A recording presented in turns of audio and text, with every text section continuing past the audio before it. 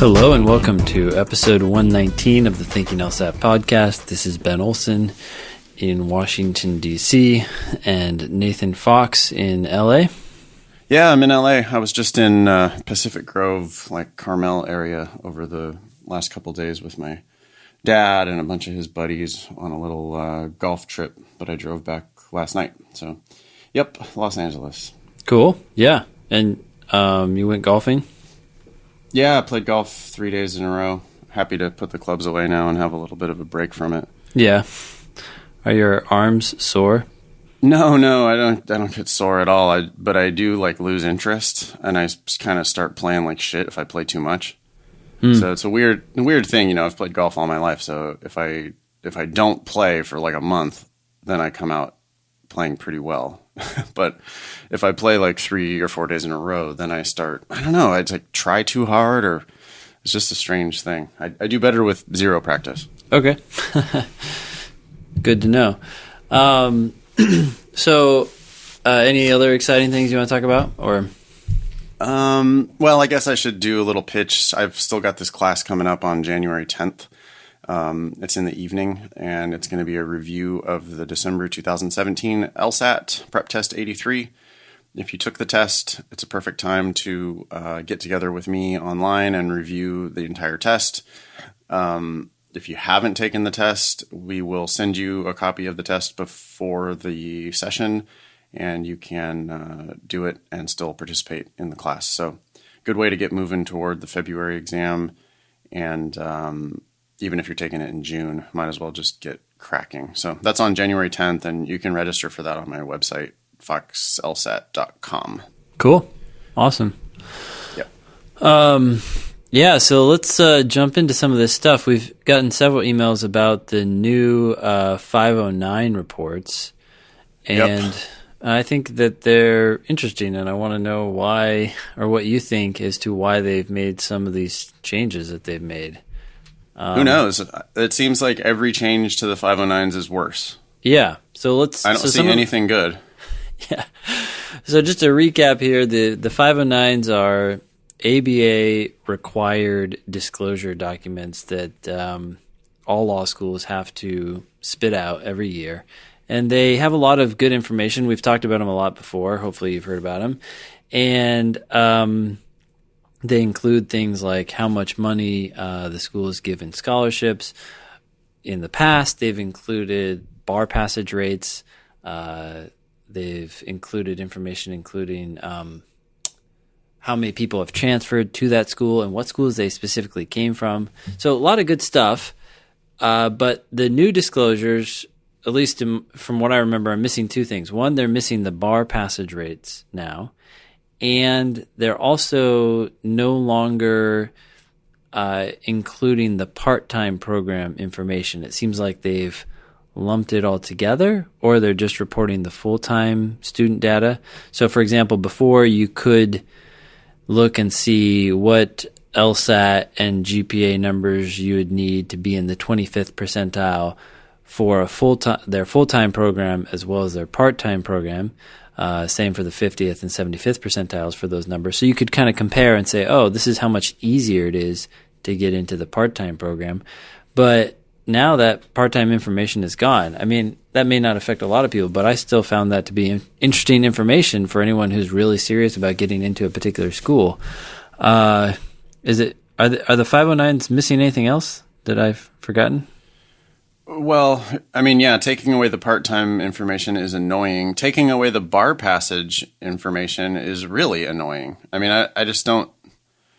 Bar passage rate is a really good indicator of the quality of school. Not quality of education, but quality of your fellow competitors at the school.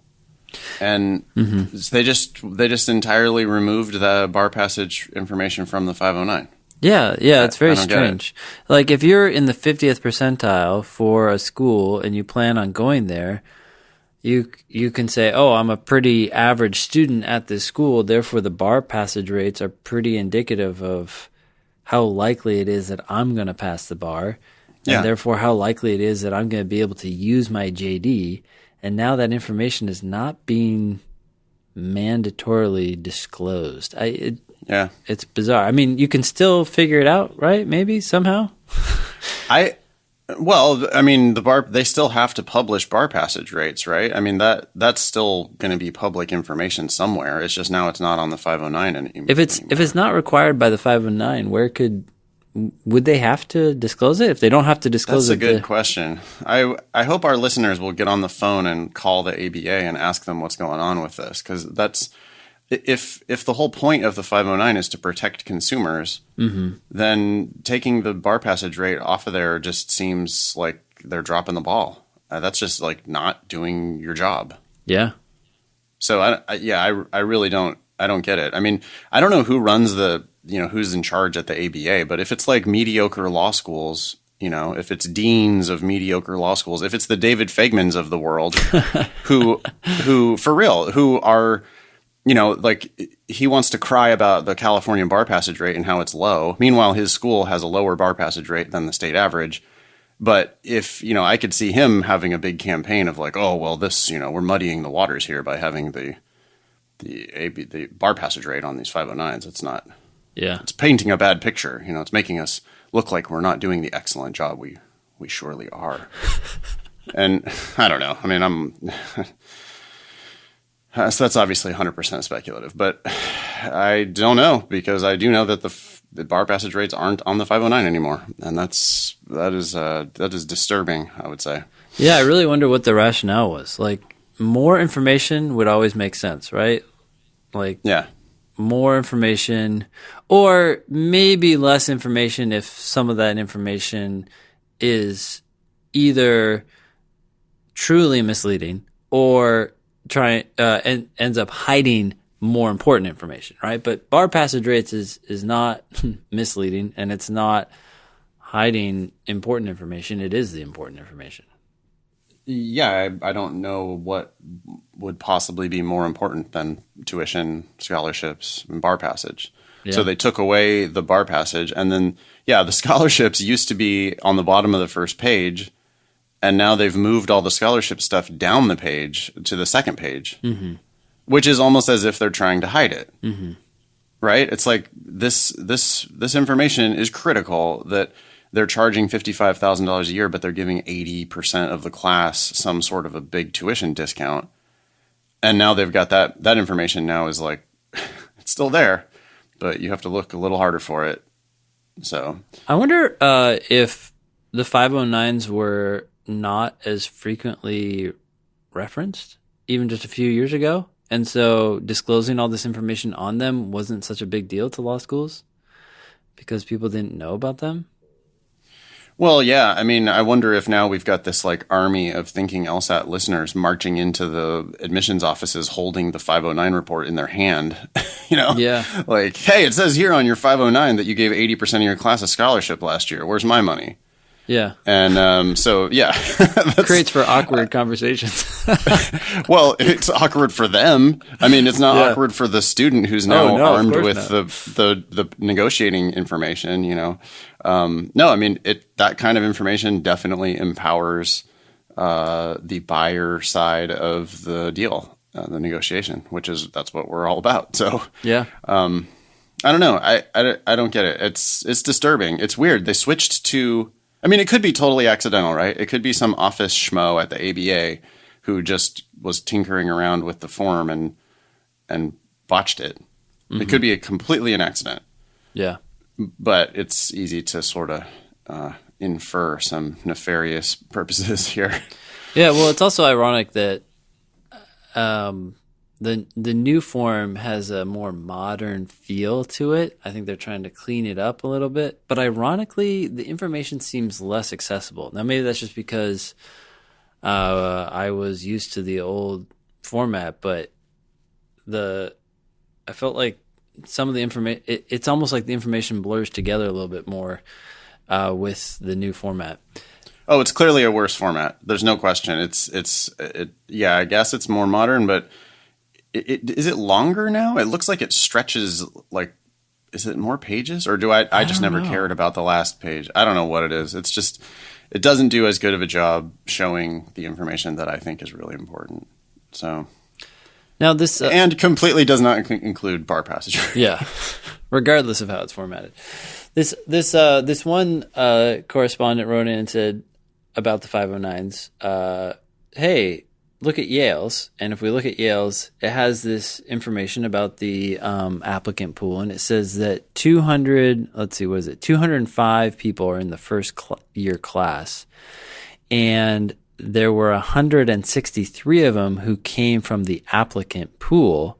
And then it has this other number. It says other first year enrollees, 42. So that's the difference. So 163 plus 42 is how you get the 205. So 205 in the first year class, but 42 of them, which is a big number, are not coming from the applicant pool. And she says, who are the 42 other first year enrollees? Did they not complete applications? That group is nearly a fourth of Yale's 1L class. I'm confused about that number. Do you know anything about that number? I have no idea. That's a question for Anne, maybe. Yeah. I have no idea. So Brooklyn. Let's find that out. Yeah. Well, listeners might know. Yeah. Somebody write in the show and tell us. I was actually going to just throw this back to Brooklyn if she doesn't mind. Maybe just call Yale and ask them. They're not going to know who you are, so you can just say, hey, I'm looking at your 509, which, by the way, now lacks some information. But I was curious who these other people are. They might just tell you. Yeah, actually, our listeners should call every law school and ask them why the bar passage rate is not on the 509 anymore. They should. And, yeah. By the way, this is from the 2017 509s. If you Google just law school name ABA 509, you might start looking at the 2016 report, which is still really instructive. But you may as well, at this point, go to abarequireddisclosures.org and look at all the 2017 reports to get the most recent information. Yeah, that's a good point. All the ones in the search results are still 2016, but Google will catch up soon, I'm sure. But anyway, abarequireddisclosures.org, and you can see the 2017 509 for every school. But seriously, before you enroll at School X, please call School X and ask them some tough questions, including why is your bar passage rate not on your 509? Or at least, what is your bar passage rate now, right, compared to what it was before? Yep. I'm not too sure that they'll know how to answer the other question. Some of them might. I'm not sure why it's not there anymore. But it would be great to ask if you're willing. We need an answer on that. I mean, what? I don't understand the point of if it's a mandated disclosure for a reason, right? Aren't they supposed to be protecting applicants? Mm-hmm. Isn't that the plan? Then why would you not put bar passage rate? Come on, ABA, get it together. But at the same time, it's like all these things that are regulated, right? Like the regulated entities become the most influential voice, right, for the regulators. And they end up working together in a lot of ways. And the regulators maybe don't necessarily realize it all the time too, right? I'm sure they were given compelling reasons for removing that information. Or maybe they were. And then they thought, yes, in the best interest of law school applicants, we should remove this information. So sometimes I think the regulators are duped. And other times they're like, they also get infiltrated, right? Yeah. Like you end up, somebody who used to be a law school dean is now the regulator. Mm-hmm. And so then, of course, that law school dean is like, oh, well, we don't want to scare students away by putting these. We don't need to put the bar passage rates on this form. Yeah. We don't need to burden them with that information. Right, exactly. Yeah. Cool. Well, here, I guess I'll jump into this next one unless you have anything else to say about that. No, let's move it along. Cool. Ben and Nate. Oh, sorry. Let me just say thanks to Sean and Trina and also Brooklyn for writing in about the new 509s. Yeah, thanks. Ben and Nate, hope all is well with you. I just listened to episode 111, and the email that mentioned accommodations for medical students reminded me that I wanted to email you. When I was in pharmacy school, there were several students in my class that did poorly the first semester of our first year. Several students had failed one class, and a few had failed more than one. Oh yeah, this is getting into the accommodations hot water for here. Pharmacists, yeah. Each student was given the opportunity to meet with a school-selected psychologist for evaluation. Each student was determined to have a learning impairment and a need for accommodation. Determined was in quotes. Each student was then given, for the remaining 4 years of pharmacy school, time and a half for testing. A handful of students repeated the first year after failing classes the second semester, and they were again given time and a half for the second try. These students were also given accommodations when they sat for the NAPLEX, N-A-P-L-E-X, I guess that's some pharmacy test, to become licensed pharmacists. Those of us that did not have accommodations would quietly snicker and make jokes, wondering if their future employers would give them time and a half to fill prescriptions. So, I do not think that this is solely limited to or only popular among future lawyers. Keep that in mind the next time you go to the doctor or have a prescription filled. Thanks, Josh. Okay, yeah, so accommodations extends beyond law school. That's not surprising. Yeah, no, I'm not surprised at all. I think Josh wanted to give us a little chuckle and scare the shit out of us about going to the doctor/pharmacy. Yeah. Okay, cool. Thanks, Josh. You want to take this one? Sure. Thanks for the podcast. Use my name if you please. Nathan and I spoke on the phone once. Conversation goes. Wes. Hey, Nathan, nice to meet you. I bought the Kaplan book and... Nathan cuts me off. Burn it. I took your advice. Well, I threw it out. One critical thing I learned comes from Nathan, and I also believe this is one thing people give Nathan personal shit for. You are so fucking critical. But when I watch your videos, it makes sense why. I embraced your attitude and started reading logical reasoning like an asshole. Literally saying, in my head...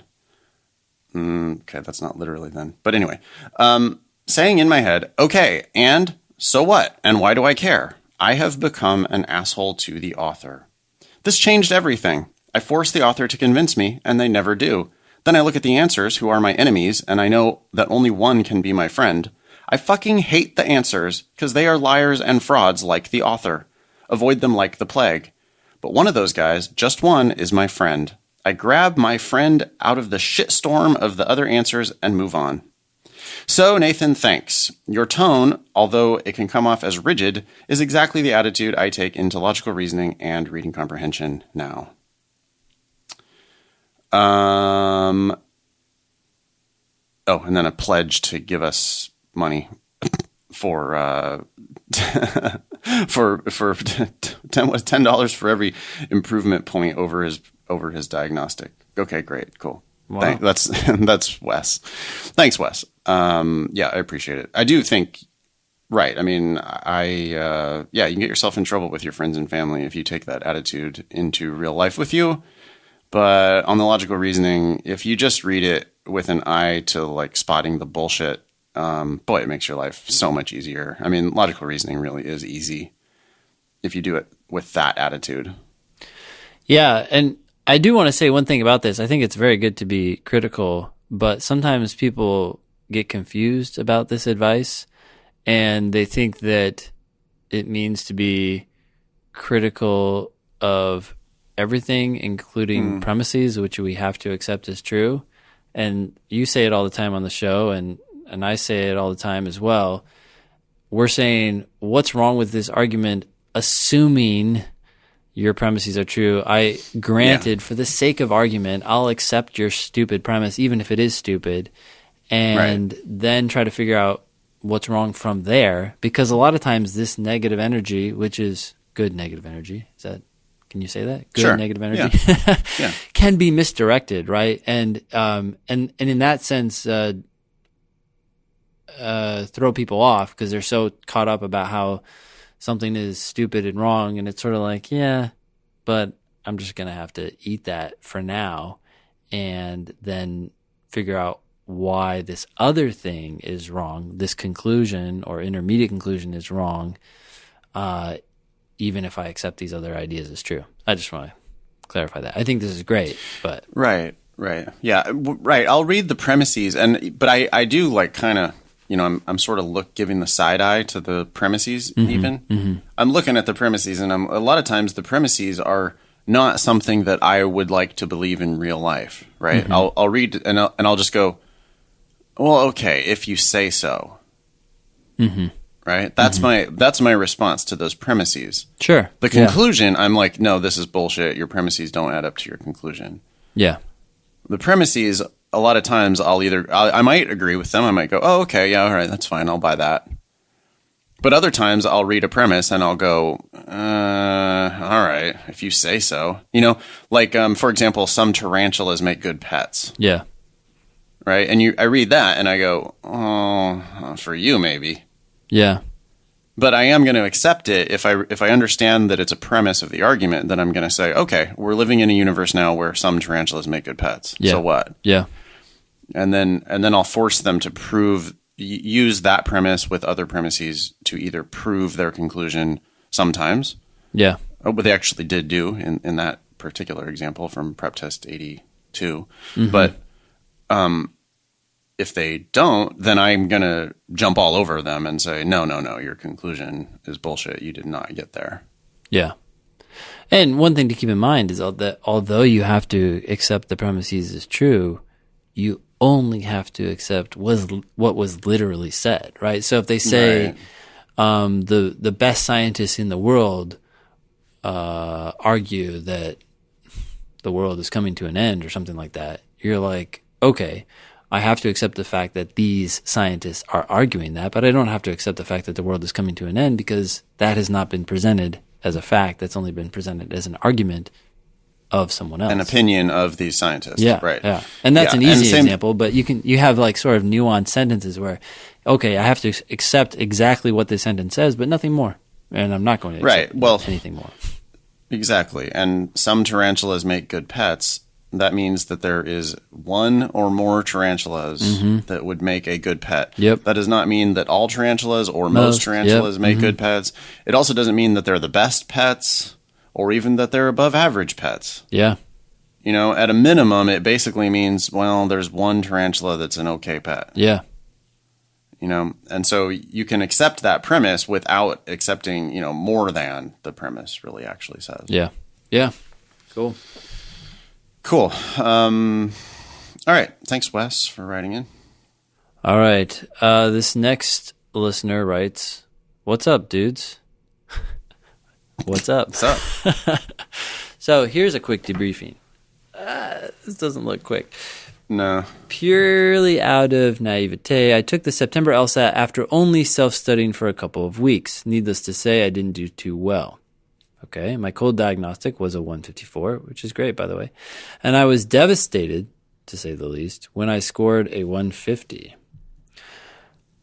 That's the type of shit that happens when you self-study for 2 weeks. Yeah. I mean, the cold diagnostic maybe was a little bit above your, average level. When you kind of, maybe a little lucky to get the 154, maybe a little unlucky to get the 150, but those two numbers are basically the same ballpark. Yeah.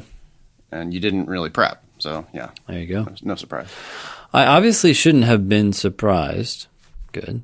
But if nothing else, it served as a much-needed wake-up call, and I've been studying much more effectively since then. I'm registered for the December LSAT, and I have taken... Whoa. So shows how late we are in reading these emails. I know. Oh, well, I hope this is helpful. I registered for the December LSAT, and I've taken 12 prep tests with an average of 162.5. Whoa. It's a very precise number. High of 167, low of 158 since receiving my September score. Okay. First off, on the September test, while I didn't exactly take a gargantuan amount of prep tests, of the 5 or so I did, I was averaging right around 157. Okay. After scoring 150 on the actual test, I'm super concerned with the inherent possibility of another 7-point drop. What are some of the typical reasons, if any, you guys have seen that cause a large drop on test day, and what are some of the ways I can counter this? I already get half of my tuition paid for by the university for research I'm doing, and a 160 should leave me paying little to zilch tuition at the University of Utah. Okay, so we've talked about this a lot before, but they're at least two reasons. Or what were you going to say? I didn't mean to cut you off. Yeah, no, first one I would say is just trying to do too much on the day. You're averaging around 157, and you think if a 160 is going to get you a full ride, and then you shoot for that 160 when you're actually more of a 157 kind of a guy, and you end up with a 150 because, all you have to do is attempt one too many questions per section. Like you put the pedal down 2% too fast. And that's enough to get pulled over, right? And so that's I think maybe the most one is people don't time themselves enough, and so then when they have to sit for the time test, they freak out. But I think too, on the day, people build it up to be this big thing, and they make this is different from all of my practice tests. They try for something different and they get something different. Yeah. But it's not different. It's not the different they want. It's a different that they're not going to be happy with when they try to play a game they don't have.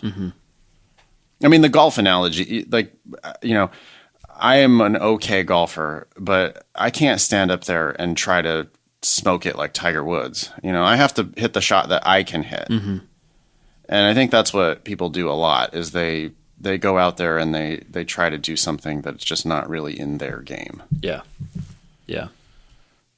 So that's I don't know. Do you have other reasons for this? No, it's on the exact same lines. They, in an effort to score higher, like you're saying, they go a little bit faster to try to do a little bit more, or they go a little slower to try to be perfect. And they're triple checking question one. Yeah. And then they check it. Then they look at their watch and they think they're behind time, and then they start start trying to pick up the pace. And right, you got to be just doing. It should feel as much as possible. It should feel just like the practice tests. It's prep test 83. Yeah, the December test was. So just treat it like a regular test. Try not to do anything special. Secondly, of the prep tests I'm taking, I typically miss around 1 to 3 reading comp questions. However, there are a few outlier tests where I'll miss 7 to 9 out of nowhere. Do you guys see this frequently? What's the common cause of this? Another reading comp question. For some reason, 95% of the reading comp questions I'm missing are main point questions. What's the best advice for approaching these questions? Yeah, my advice there is it's the same for both of those issues. I mean, if you're going to miss 7 to 9, that means you just didn't really comprehend the passage. Yeah. Or one or more of the passages. And if you're missing a main point question, that means you didn't comprehend the passage. Yeah. You're not comprehending, dude. You have to comprehend. And so I guess my fix for both of these issues is you need to start predicting the answers, especially on the main point question. Right? Oh, I agree 100%. I would say that 75% of the questions in reading comp are questions in which you can come up with a loose prediction before you go into the answer choices. It's something that almost no one does when they first start preparing for the LSAT. They just read the question and they start looking at answer choice A and like, does this seem like an answer for that? But from the vast majority of questions in reading comp, and that includes main point questions, you can think to yourself, what is the main point? What would I say is the main point before looking at the 5 answer choices? And then once you have that loose prediction, I always say loose because it's not like you're going to predict the exact wording of the LSAT or need to confine yourself in some sort of ridiculous way or spend hours crafting the right answer.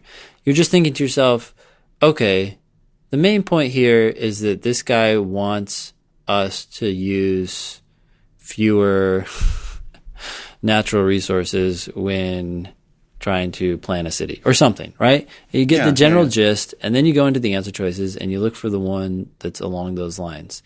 I would add a few more specific tips for main point questions. One, the wrong answers tend to be maybe an accurate claim, but too narrow of a claim. So they tend to be something that was said in the passage, which can make them tempting, but it's not what the author was trying to prove overall. It's more like a premise or a specific idea, but not the main point.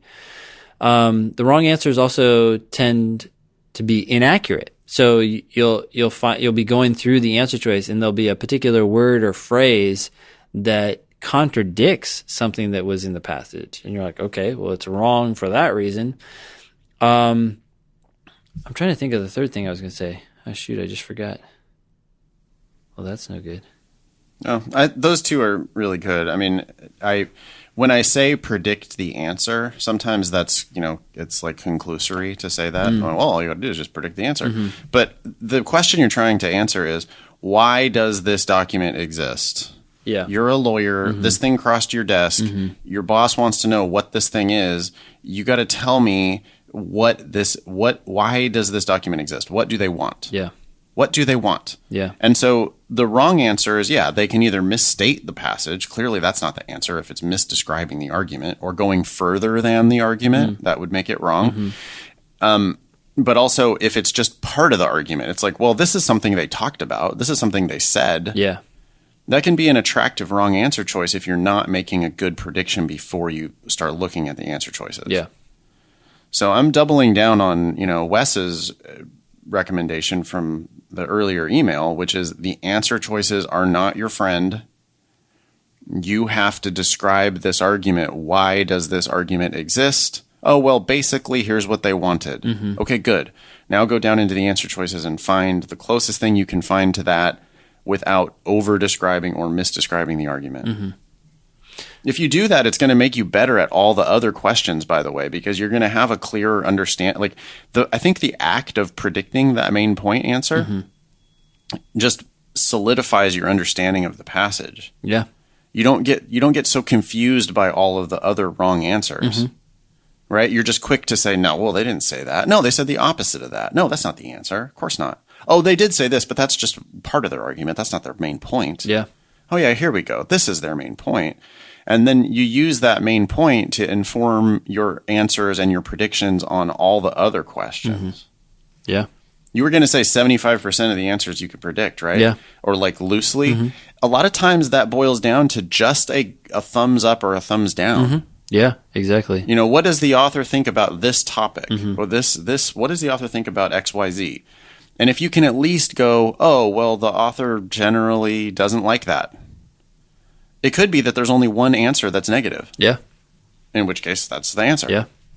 So, I don't know. It's a lot easier than people make it out to be, I think. But for me, the big mistakes are reading too quickly and, not really comprehending. And getting into the answer choices way too quickly and just getting confused. Yeah.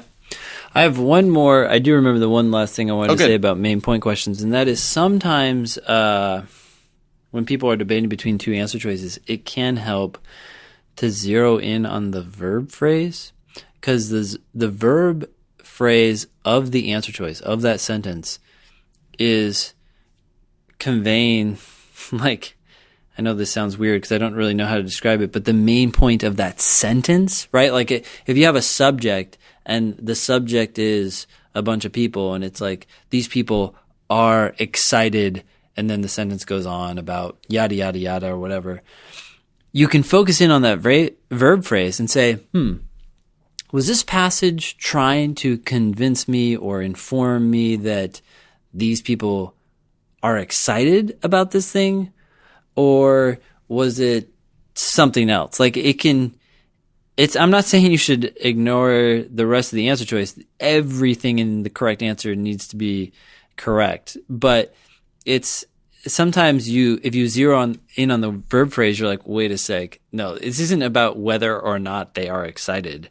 It's about whether or not they went forward with their research, or whether or not their research should go forward, or something like that, right? So focusing in on the verb phrase can sometimes help people see how an answer choice is really bad when mistakenly they're looking at the whole thing holistically and they somehow turn it into something good.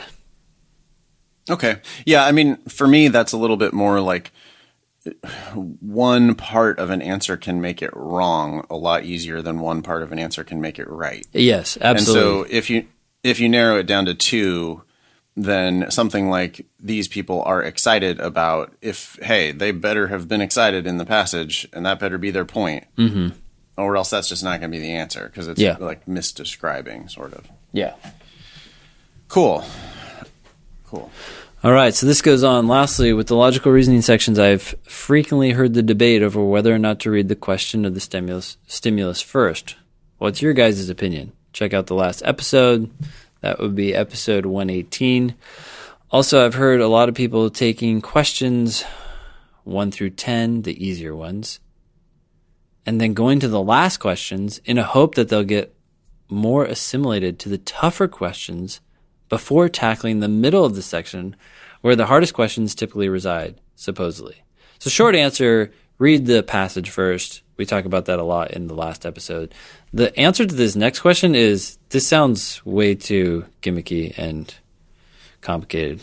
That's a turd of wisdom right there. There's no way. There's no way that that's a good idea.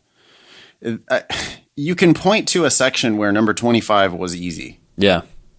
But for every time you can do that, I can point you to a number 25 that was the hardest question in the section. Yeah. And you should go from start to finish. Skipping around in the logical reasoning is a big waste of time. What the hell? That's just a dumb, what? You're going to get more assimilated to the tougher ones before. I do not think that the hardest ones typically reside in the middle of the section. Certainly not. They get harder as you go deeper into the section. Yeah. Yes, you can show me a number 19 that is the hardest question in the section, of course. But I can also show you plenty of number 24s and 25s that are the hardest question in the section. I think what happens here is that when the last question is very easy, right, and someone spent a ton of time on question 24, the test ends, and 24 was hard, and they got it wrong, and then they go to question 25 after their time is up, and they're like, oh my gosh, this question was so easy. And they remember that, and they think to themselves, why didn't I do that one first? But what about all the times where you did 24, and that was easy? You got to 25, it was hard, you didn't even have time to finish it, and that was that. You don't remember that because you were just doing what you normally would do. Right. Yeah. Just don't do it. Don't skip around. It's not worth the drama. You can misbubble your answer sheet if you do that. If the questions had a difficulty scale on them, and by the way, it's all relative to you, I mean, there are questions, I suppose, that are just on average harder for everybody, but there's also some relativity involved where you might think a question is easy and someone else might think it's hard. So I don't know. But anyway, if they ranked them, if they had a little 1 through 10 difficulty scale attached to each question, then it would make a lot of sense to do the easiest ones first. Yeah. But they don't. And you can't tell just by glancing at it. And you certainly can't arbitrarily just decide that, well, number 19 is always really hard, so I'm going to skip that one. I mean, that's not how this works. It's too good to be true, and it is. So that is just a big turd right there. Yeah. Well, how would you pronounce his name? Jace? Jace. Yeah. Thank you for writing in. Jace concludes, P.S.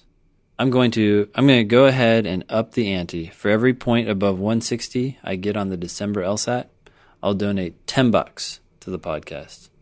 Cool. Sweet. Thanks, Chase. Thanks for writing in. Yeah. Okay. Hi, Ben and Nathan. Please call me Samantha if you read this for the podcast. My husband, call him William, and I have been listening to your podcast for a few months now, and your advice has been incredibly helpful in preparing for the LSAT and law school admissions. Thank you for all that you do. Overall situation. I'm seeking advice on my situation, which you probably don't come across too often. I will try to keep everything as concise as I can. You know what, by the way, when people say I will try to keep everything as concise as they can, they've already failed. Well, they could omit that sentence. That sentence right there needs to be more concise. Yeah. Okay. Anyway, my husband and I are both planning on going to law school together for fall 2019. Long story short, while researching career options, we both individually came to the conclusion that we each want a career in the law. The reasons we think going to law school together would be beneficial are, bullet points, we don't see the point in putting off the careers we want to pursue. It doesn't make sense for one of us to do a job we don't want while the other attends law school if we both know what we want to do. Going to school together might be less stressful in the sense that we will be going through it together and have an automatic study partner. First question for you. Are we crazy? And do you know anyone else who did something similar? You want to start? I don't know. I mean, if you really want to go to law school and you really want to become lawyers, then I kind of agree with these points. I just would hope that it's true that you really both want to become lawyers.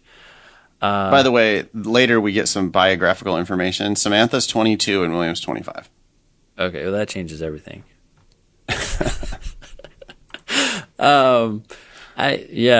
I do agree that if you guys can work well together, having someone who's got your back and can help you study, I think that can be really good. Yeah. So, I don't know. I would just be more concerned about whether or not they really want to both go to law school or they both have tricked themselves. Because, see, here's one thing. You get into a group of two people, and without outside opinions, you might be kind of reinforcing the same assumptions and not realizing that you're both just sort of confirming each other's assumptions. And so echo chamber. Yeah. Like you need someone who would be really skeptical about law school as opposed to two people who seem gung-ho about it and thus both kind of ignoring the downsides. And now you're both taking on this financial risk. So hopefully you can both go for free, because if just one of you goes, then at least someone else is still kind of bringing in money as opposed to both betting the house, I guess. Yeah, I mean, don't pay for law school. Yeah. Right? Yeah. So just that's our blanket advice. We're still on the don't pay for law school plan because you don't have to. Yeah.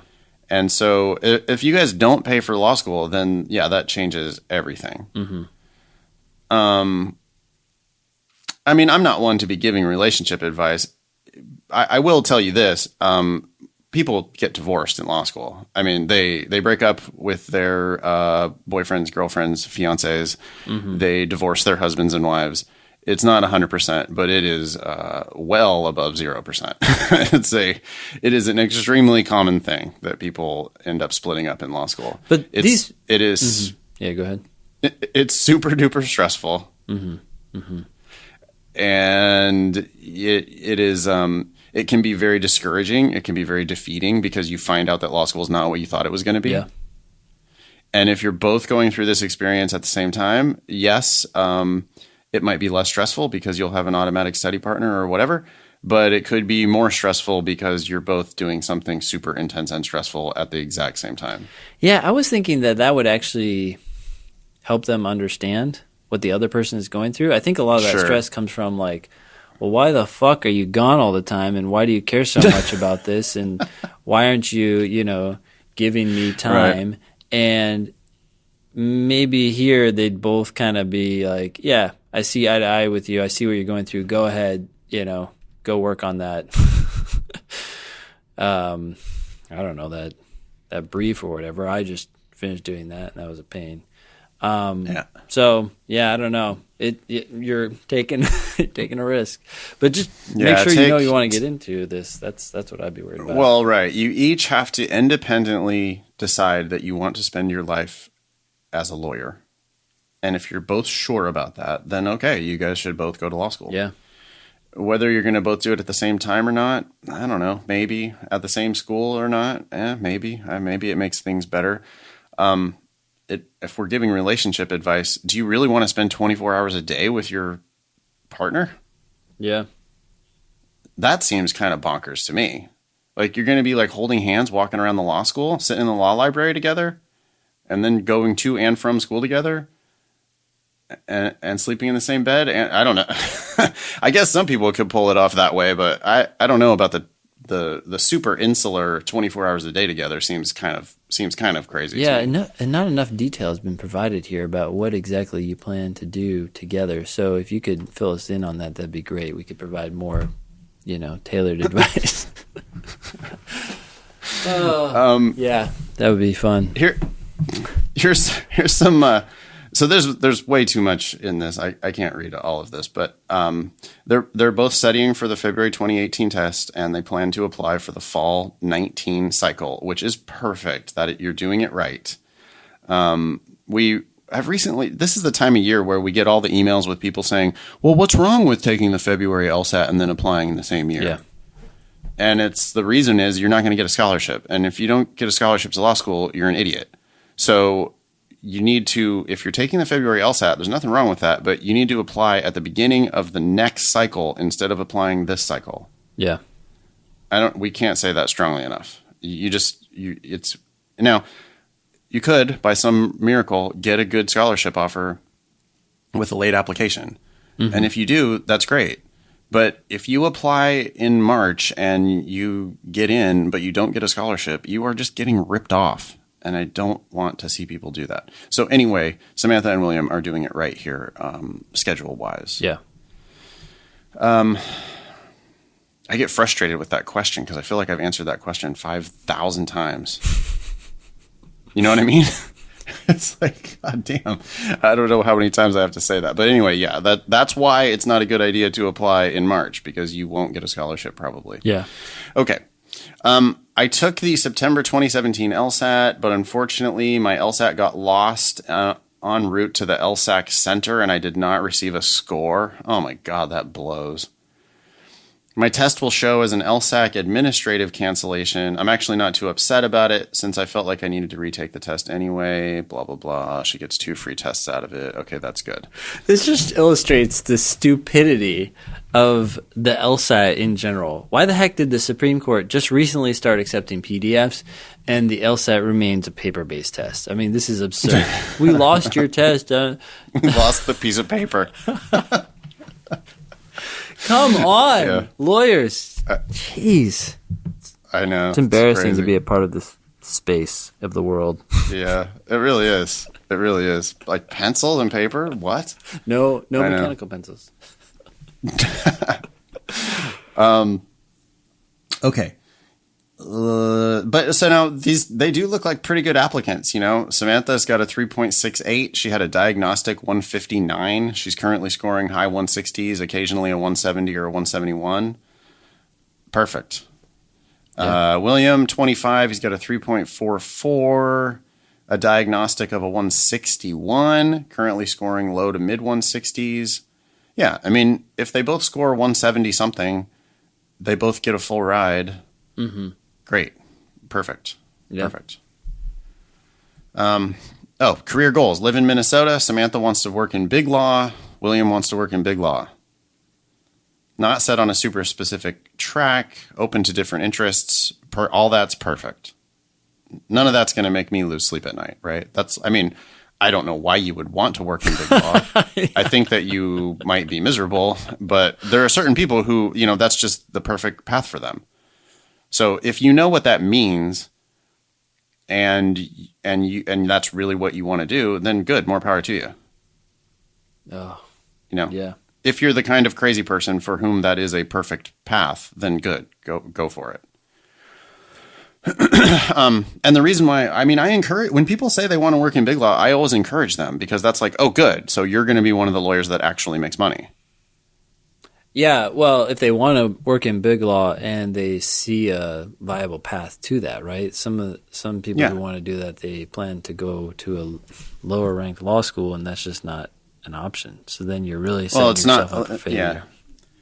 Yeah, it's far more unlikely. It's less likely. Yeah, put it that way. I mean, people come out of every law school and end up working in big law, but just it becomes like this razor thin margin where you have to be number one in your class kind of thing. Dude, this conversation reminds me of when I wanted to work in big law. Boy, man, how little did I know.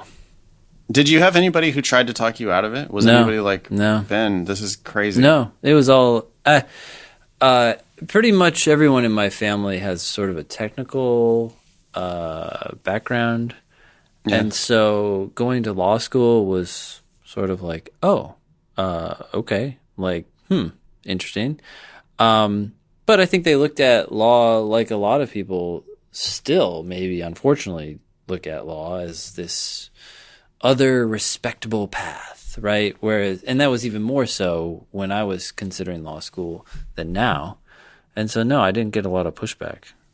I don't think I got any. It was just like, oh, well, that's a different path. That's not a hard science, but we'll still accept you. Yeah. People need to figure out whether that's really how they want to spend their life. I mean, you are going to be, for a lot of young people, you know, you're going to be working for the bad guy. You're going to be making a lot of money working for the bad guy. And if you don't care and you want to make a lot of money and you want to work a ton of hours, then fantastic. Yeah. That's kind of the choice you're making. I mean, that's the reason why they have to pay those people so much money because it's super stressful, super long hours, and you are not, you know, you are working for some unsavory causes frequently. Mm-hmm. Or you're just working in money. You know, it's just money. Yeah, it's not like a bad cause. Just big fighting over money. Yeah, we need to get these people their money transferred if you want to go here to there or whatever. Yeah, and you want to go do legal battles for millions and billions of dollars, you know, if that's what you want to do. If you want to spend your life like fighting over a pie for high stakes, which some people do, and it's perfect. So anyway, sounds like Samantha and William, you know, they've thought about it, I guess, a little bit. Sounds like they're on that track. That'd be the Minnesota power couple. Yeah, Minnesota power couple. That Minnesota #1 choice lists a bunch of reach schools and safety schools and target schools. In general, do you think that us applying together will affect the admissions process and how our applications are considered/reviewed? I think people will recognize that that they might need to accept both if they accept one. Not that they have to or are required to, but they'll probably realize that, oh, these two people are applying, they're married. Do we want both? Because if you say yes, you're going to say yes together almost certainly, or no together. So they'll know they get two. So if they like both your applications, I don't know how much it would affect them, but I think they'll have that in the back of their mind. Well, these two are getting in for sure. I mean, if they can get their 170 LSAT, which it seems like there's no reason why they can't. Yeah. They're going to get into Minnesota. There's just the scholarships are the important thing. So I'm going to just sort of paraphrase a lot of this here. And unfortunately, we are not going to be able to give very much advice. It says, obviously, scholarships are going to be hugely important.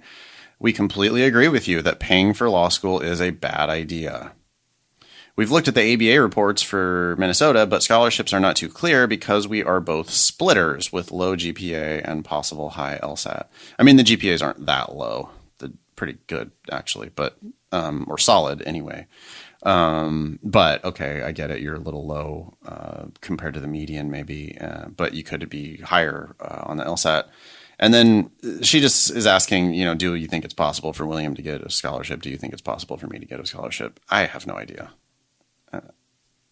We could speculate. Do you want to speculate, Ben? I think with a high LSAT score, you have a good chance of getting some scholarship.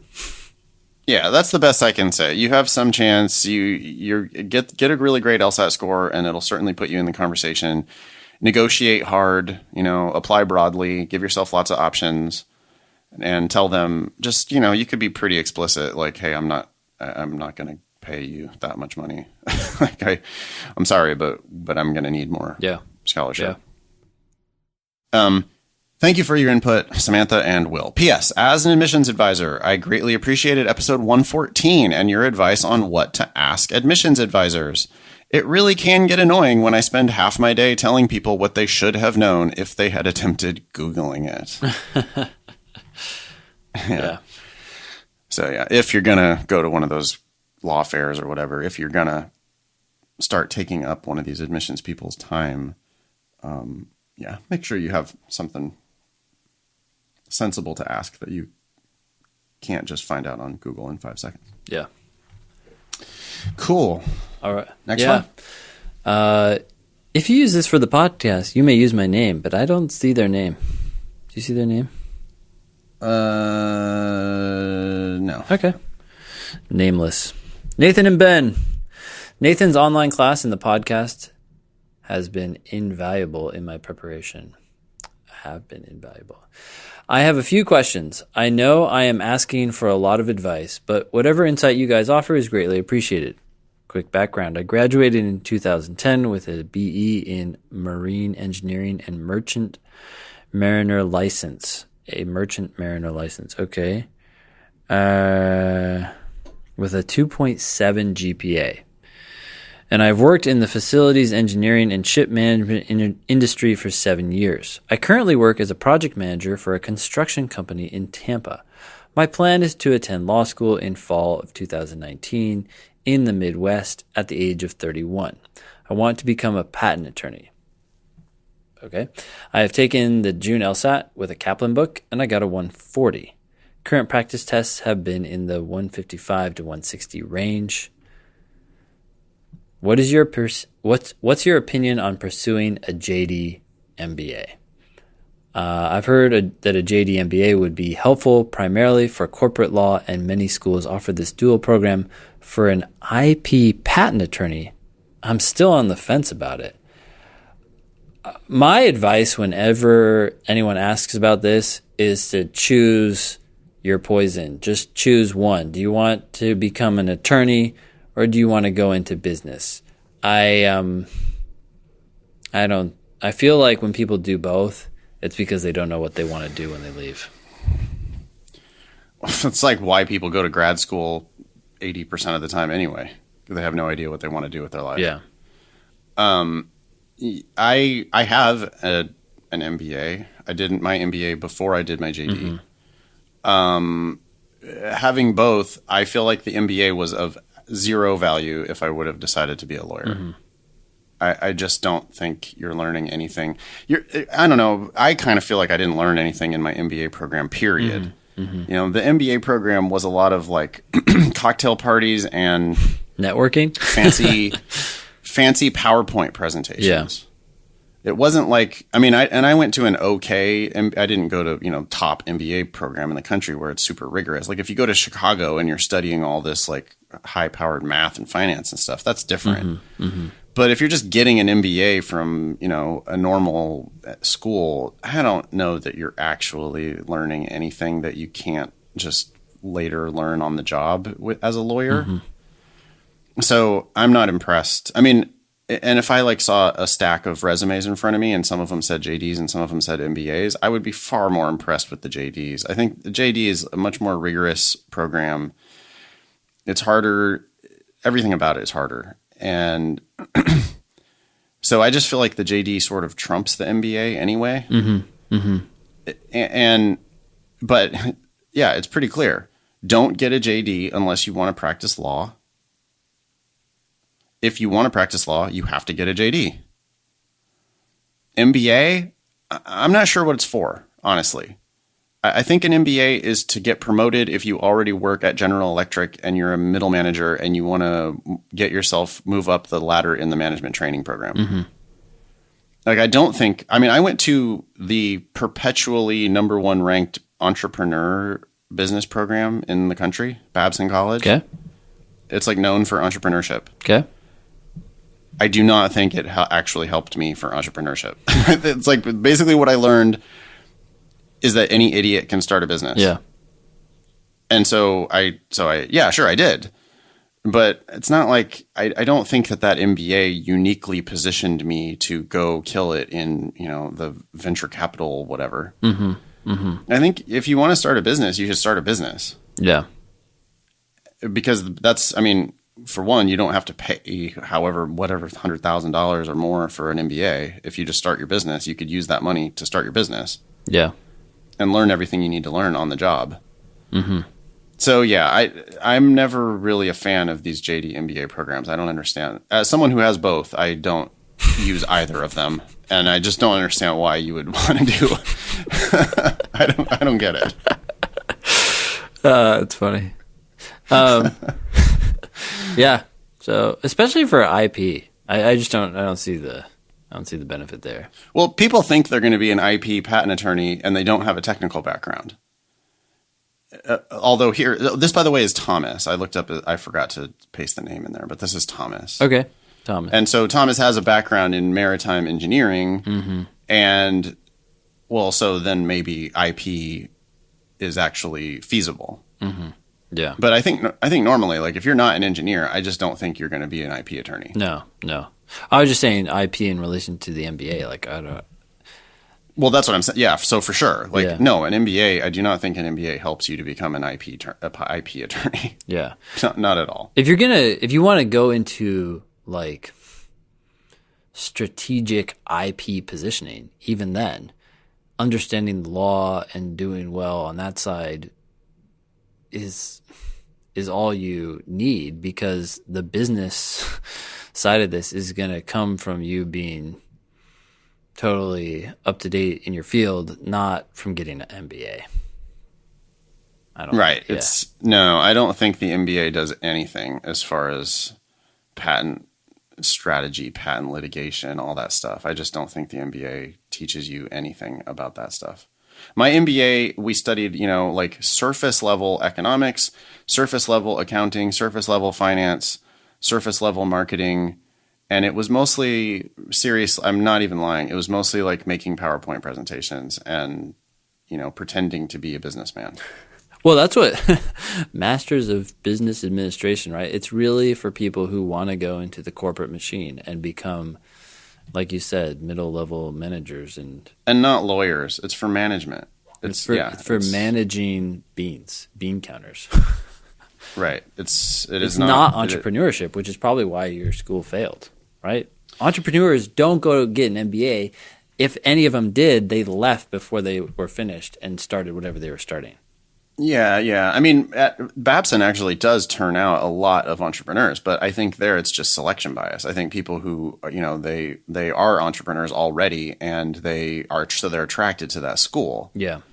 But I don't know that the school really does all that much to make them entrepreneurs. It's just that we all graduated from Babson and we're like, well, I don't want to go get a job. I never wanted a job in the first place. But the truth is then, okay, if you don't want a job, then your MBA doesn't do anything. Yeah.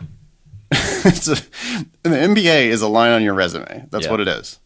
Yeah. And if you don't want to use that line on your resume, then I don't think you want an MBA.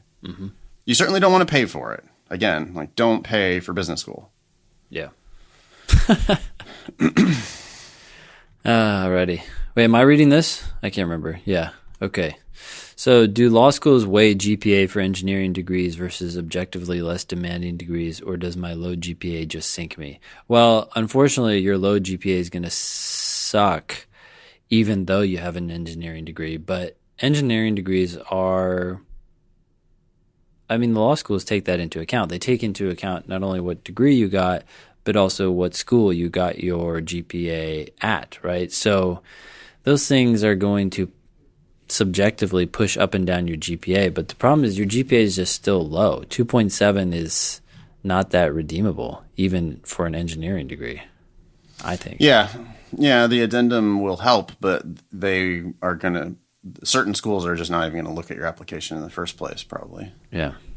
Because your index is going to be too low. Even if your LSAT is if your LSAT's super, super high, then it could, that could get you a look. And if they give you the look, like if you seriously score like 175 and your index then is pretty high, then they start looking at your application and they see the addendum and you point out the fact that you studied engineering and you get a 175, and then they might think, oh shit, like this guy's actually bright enough to do this. Yeah.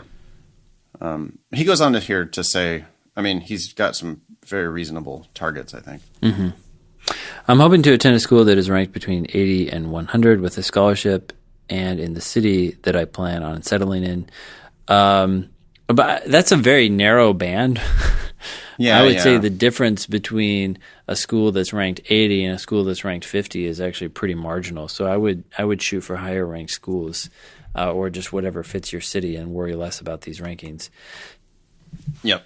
Apply broadly anyway. You know, I mean, you should be if there's one city you want to live in, you should basically apply to every school within normal, reasonable commuting distance of that city. And hopefully you're not super stuck on one city, and then you can expand your options a little bit further But yeah, apply broadly and get yourself the best possible options. Yeah. Test day story. Walked in, and the first thing I saw was a guy who brought 30 to 36 pencils, 3 boxes. Sharpener, great. And 2 highlighters, and a Rice Krispie treat. Okay. I also saw a girl studying flashcards up until the moment we had to go into the test. Yes, flashcards. The cards looked as if she ordered them from big LSAT. From big LSAT. From big LSAT. I like that. It should be capitalized. Yeah, I like big that. LSAT. Yeah, me too. At the break, I was walking around the hall and I saw on a poster there was a picture of the kid with red glasses, the exact background that you guys have for your podcast. I figured it was a sign. It's I wonder stock if it was photography. I'm sure it was the exact same kid. Well, you got that photograph of it. You were the one who came up with it. Yeah, I got it from right? like Shutterstock or something. Yeah. I figured it was a sign. Yeah, it is a sign, literally. Nathan, you included 3 green personalized pencils for my test preparation. What do your pencils say, Nathan? They say Better Call Nathan on them, which is a Better Call Saul joke. Okay. And they have my phone number and stuff. And it was funny because I ordered, when I got them, I was always giving pencils to my classes. And I was like, well, I'm going to stop buying these stupid normal yellow pencils and I'll have my own pencils. Why not, right? Yeah. And so I ordered custom pencils and I ordered like 3,000 of them. And then it was the very next day that LSAC announced the trial for the tablet version of, of the test. And so I'm now trying desperately to give away thousands of these green pencils before the test goes tablet. Of course, we know who's going to win that race. Yeah, you are going to win. Yeah, because the tablet LSAT, even though they have been moving forward, I think we're both going to be shocked if that happens in 2018. I would say 0% chance. I don't know that I put 1% chance, 0 on it, but boy, I hope they get their act together. It is embarrassing. Me too. I'm hoping they'll figure it out, but it doesn't seem like it's going to happen anytime super soon. Yeah, they're just way too cautious. I mean, right. Even with the digital format, all they've done is taken the paper test and put it in a digital format. Okay, you can do so much more once you go digital, but that's all they're doing, at least so far. It'll probably still take 3 weeks to get the scores back too. That's the yeah. All they've done is they're like, hey, we have this problem. Sometimes tests get shipped to us and they get lost. So we need them to be electronically delivered to us. If we can do that, we've solved all our problems. Well, how about this, dude? They're going to be the way they've got it envisioned, you're going to use their tablets to take the test. Yeah, is that right? That's right. Mm-hmm. Which means that they're going to have like tens of thousands of these tablets floating around. And then what are they going to do? Ship them back and forth to the LSAC World Headquarters? Or are they going to actually plug them into the network somewhere?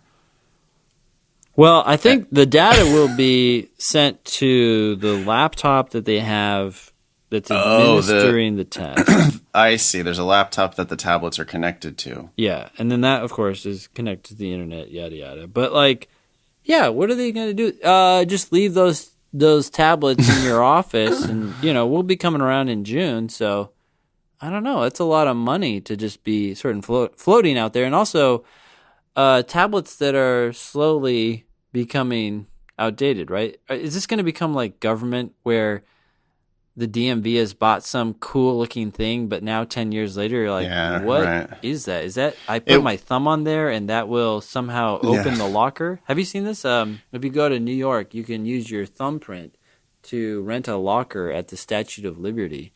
Oh, cool. No, it's not cool.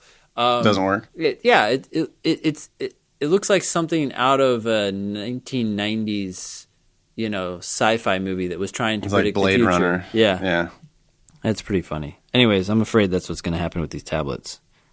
What if they just sell the applicants the tablet? I guess. How many people just raise the price by another $100 or whatever, and now you get a souvenir when you take the LSAT. You keep the tablet. You get For the trial test, people got to keep the pen. So now, all right, I forgot about that. Yeah. Anyways, well, let's hope that they get their act together. Thomas concludes, therefore, in regards to the pencils, no more than 3 pencils should be brought with you to take the test. Flawed logic. I know, I couldn't resist. Final question, will those green pencils work with the LSAT Scantron? You better hope they do. If they are not, then that would be a flaw. Just kidding. No, that would be a flaw. Nathan, do they work? That's not just kidding. Yes, they do work with the LSAT Scantron, or at least I have never heard that they don't. And I've been handing them out now for 6 months. I mean, it's a pencil. It's fine. Yeah, I don't think you need to worry about it. Cool. Well, what should we do? Should we do more, or are we done? No, let's wrap it up there. Okay. Thanks everybody for listening. You can email the show, help@thinkinglsat.com. If you haven't done so already, please tell a friend and go to iTunes and rate and review us. It really helps us out. We rely on word of mouth to get the podcast out there. And thank you very much for listening, and thank you for your help spreading the word. Yeah, likewise.